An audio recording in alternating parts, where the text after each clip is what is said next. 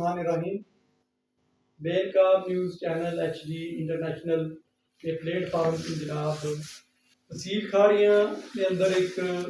वाक़या पेश आया है जोड़ा कि लाहौर तो एक साढ़े दोस्त सी मलिक जवेद साहब वो ट्रैवल करके जा रहे सी उन्होंने को साड़ी खाड़ियां की पब्बी च मियाँ तारक साहब ने पंप ने नज़दीक पुलिस की वर्दी विच गड्डी खोली गई है जिसने हवाले नाल शमरेज साहब मैं सवाल करना कि इस के पुलिस की कारकर्दगी हुई है या कि इसकी आने वाली अपडेट है। जी आबू साहब, ये तकरीबन इस वाक़े की 2-2.5 महीने हो गए। इसकी सारी मालूमात असा मीडिया तो शेयर की थी और दुनिया न्यूज़ ते भी हेडलाइन समा ते भी चली सी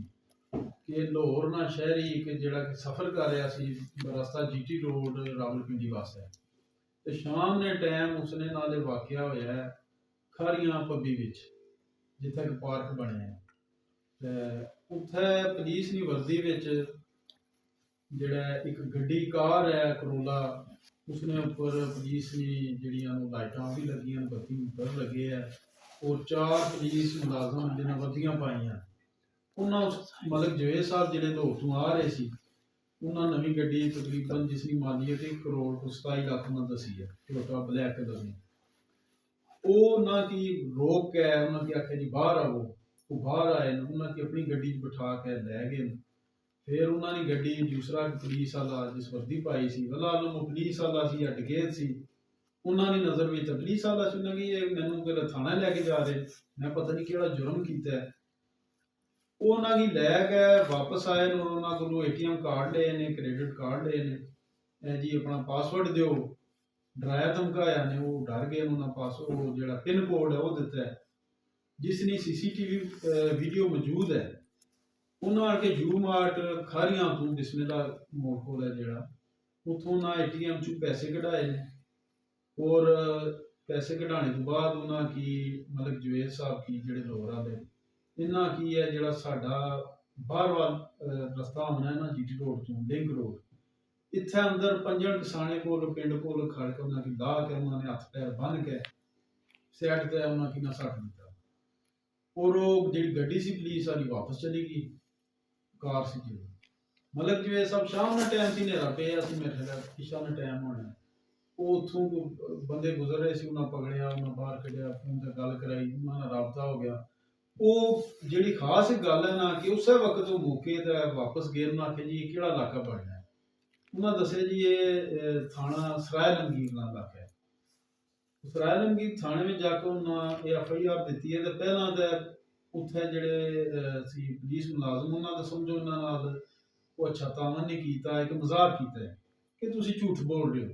कि कोई यह वाकया होया ही नहीं बहरहाल उन्होंने जो CCTV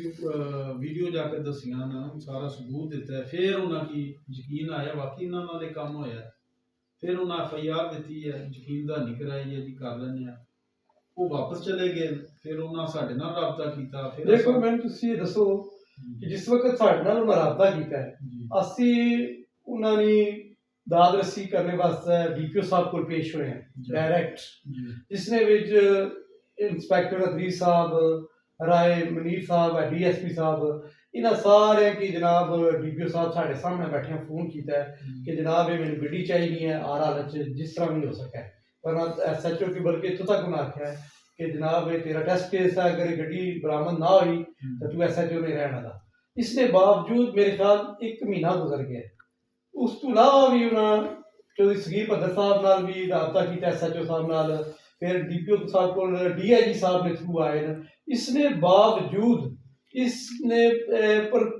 कोई जरा सा भी अमल दरामद नहीं होया ना कोई उस तरह कोई सिर पैर भड़काया है कि फलानी जगह गड्डी है तुहाडी हालांकि उस वक्त तुहानू याद होगा कि इंस्पैक्टर अदरी साहब आखन लगे कि मैं जनाब इंटेलिजेंस एजेंसी ने थ्रू लोकेशन तक पहुंच चुके हैं मुझे पता चल चुके हैं इंशाल्लाह मैं जल्द इसमें तो रिजल्ट देगा इसके बावजूद नहीं ये रिजल्ट आया सामने इसके पीछे की वजह इसके पीछे वजह जी थोड़ी आसान तकी है वो यही है कि मदई है ना जोड़ा ਜਿਹੜਾ ਦਰਖਾਸਤ ਦਿੱਤੀ ਹੈ ਜਿਸ ਨਾਲ ਵਕੂਆ ਹੋ ਗਿਆ ਹੈ, ਚਾਹੇ ਕੋਈ ਵੀ ਹੋਇਆ ਹੈ, मेरे ख्याल वो खुद ही चलना है, वो अपनी हिम्मत है, अपने बाजू का जोरे बाजू का ही वो चलना है। मेरे ख्याल पुलिस की भी नाल लैके चुनाओ जी, चलो मैं वो चीज़ ढूंढ ली है, हुण तुसीं नाल चलो, आओ जी मैं फलाना बंदा पकड़ लिया, मेरे नाल चलो। आखो ना भी पुलिस खुद जाके बंदे की घरों सुते की ठाला उठ भी असां तेरे मुलजम पकड़ लेने या तेरी गड्डी या तेरी चीज़ बरामद कर ली है। अज तक असां सुने ही नहीं, जद भी सुनिया यही सुनिया कि वो बंदा सी जेड़ा खुद जाके पुलिस की आख्या जी मैं गड्डी ले आया, मेरे नाल बैठो फलानी थां ते जनाब साडे मुलजम बैठे। यही वजह है, होर कोई वजह नहीं। देखो इसने विच भी ਜਿਹੜੇ ਸਾਡੇ ਉਹ ਭਾਈ ਸੀ ਮਤਲਬ ਜਵੇਦ ਸਾਹਿਬ, ਉਹਨਾਂ ਕੀ ਰਾਜਾ ਅਸਲਮ ਸਾਹਿਬ ਸਾਡੇ ਜਿਹੜੇ MP ਸਾਹਿਬ ਹਨ, ਉਹਨਾਂ ਕੀ ਆਗਾਹ ਕੀਤਾ ਕਿ ਸੇਮ ਇਸਾਂ ਤਰ੍ਹਾਂ ਦੀ ਵਾਰਦਾਤ ਮੰਦਰੇ ਦੇ ਅੰਦਰ ਇਹ ਪਈ ਹੈ, ਉਸਾਂ ਤਰ੍ਹਾਂ ਦੀ ਪੁਲਿਸ ਦੀ ਵਰਦੀ ਵਿੱਚ ਹੀ ਉਹ ਵਾਰਦਾਤ ਹੋਈ ਹੈ, ਬੰਦੇ ਡੱਕਣ ਗਏ ਨੇ, ਅਡਿਆਲਾ ਜੇਲ੍ਹ ਚਲੇ ਗਏ ਨੇ। ਉਹਨਾਂ ਮਤਲਬ ਜਵੇਦ ਸਾਹਿਬ की आगाह ਕੀਤਾ, लेकिन ਉਹਨਾਂ उसने पीछा नहीं ਕੀਤਾ। अगर साहब एक चीज इस विच होनी है कि जिस टाइम उन्होंने वारदात हुई है, मलिक जवेद साहब की आन के उन्होंने इत्थे लाया गड्डी विच, बंदे उन्होंने की गड्डी विचों कढ़िया जेडे राहगीर बंदे सी। आखिर ये मुजरम इस इलाके ने होए ने, जेडे पुलिस दी वर्दियां विच ये मुजरम इस इलाके ने। ये थाना सराय आलमगीर, थाना कारियां, ये इन्होंने अंडर बीच इलाका इन्हें की पता गा भी मुजरमा आन के उसकी गड्डी विच आन के अगर वो मुजरम होने पेशावर ने या पिंडी ने उन्होंने पहले लैके जान आया,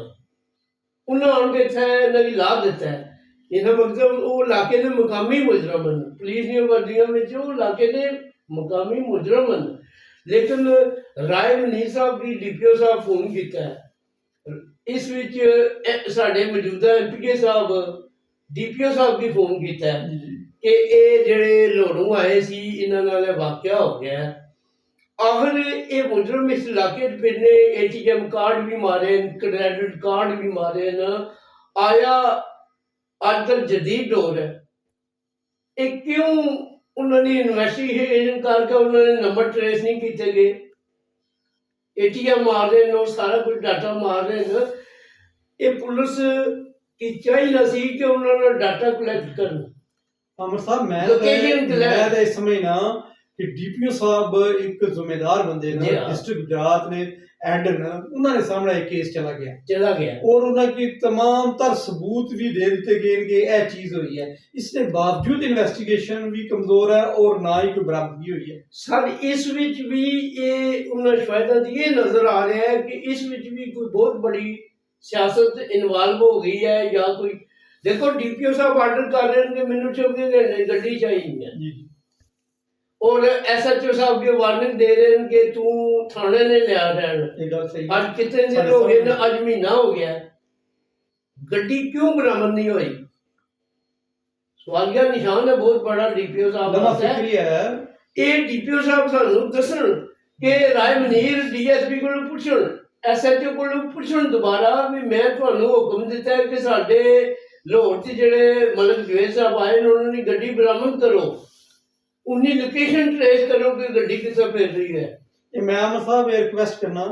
कि तुसी साफी बरादरी हो, तुसी इस मसले की जितना भी ऊपर उठा सके उठाओ। ये समझो कि ना सिर्फ पंजाब नहीं है, डिस्ट्रिक्ट गुजरात वास्ते बहुत बड़ा लम्हा फिक्री है कि हर चीज पता होने के बावजूद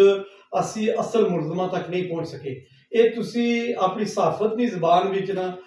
DPO साहब की या कानून नाफज करने वाले इदारे की एक मैसेज दो।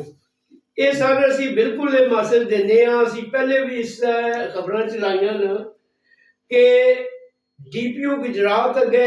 साडी पुरजोर दरखास्त है कि लिहाजा मलिक जवेद साहब की जिहड़ी उन्होंने गड्डी चोरी हुई है वो वापस दिलाई जाए, मुजरम गिरफ्तार किए जान। पुलिस ने नाम एक है, पुलिस दियां वर्दियां पहन के जुराइम अगर हो रहे हैं तो पुलिस वास्ते DPO गुजरात अगे वास्ते लम्हिया फिक्रिया है। कल कोई DPO की वर्दी पा के कर लवेगा, हथियार अपने इस्तेमाल कर लवेगा। अज मुलाजिम कर रहे हैं वर्दियां पा के, क्यों SHO जो मुतलका गड्डी बरामद नहीं कर रहा?